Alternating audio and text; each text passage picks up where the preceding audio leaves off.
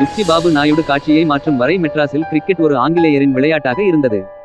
ஒரு சில இந்தியர்கள் சேப்பாக்கத்தில் உள்ள மெட்ராஸ் கிரிக்கெட் கிளப்பின் புனித மைதானத்தின் வெளிப்புறத்தில் இருந்து தங்களுக்கு கிடைத்த காட்சியை பின்பற்ற முயன்றனர். ஆனால் புச்சி பாபு வந்து அவர்களுக்கு இந்திய சவாலை வழங்கும் வரை உண்மையான வீரர்கள் பிரிட்டிஷ் காலனித்துவவாதிகள். கிரிக்கெட் போட்டிகள் பின்னர் வழக்கமான அம்சங்களாக மாறியது மட்டுமல்லாமல் 1930களில் ரஞ்சி டிராபி போட்டி வரும் வரை இந்தியர்கள் vs ஐரோப்பியர்கள் பிரசிடென்சி போட்டியே பிரசிடென்சியின் மிகப்பெரிய போட்டியாக மாறியது. மெட்ராஸ் கிரிக்கெட் கிளப்பில் இந்திய வீரர்கள் மரத்தடியில் அமர்ந்து மதிய உணவை நிழலில் சாப்பிட வேண்டும். அதே நேரத்தில் ஐரோப்பிய வீரர்கள் கிளப்பின் பெவிலியன் வசதியை அனுபவித்தனர். இதனால் கோபமடைந்த நாயுடு மெட்ராஸ் யுனைடெட் கிரிக்கெட் கிளப்பை இப்போது மெட்ராஸ் யுனைடெட் கிளப் அல்லது MUC கண்டுபிடிக்க உதவினார்.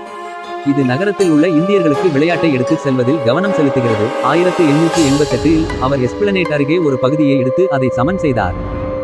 அந்த மைதானத்தில் 6 ஆடுகளங்கள் தயார் செய்யப்பட்டன. இந்த கிளப்பின் ஸ்தாபகம் மெட்ராஸ் கிரிக்கெட் வரலாற்றில் ஒரு மைல்கல் ஆகும். கிளப்பின் மைதானம் உள்ளூர் மக்கள் விளையாடுவதற்கு ஒரு இடத்தை வழங்கியது.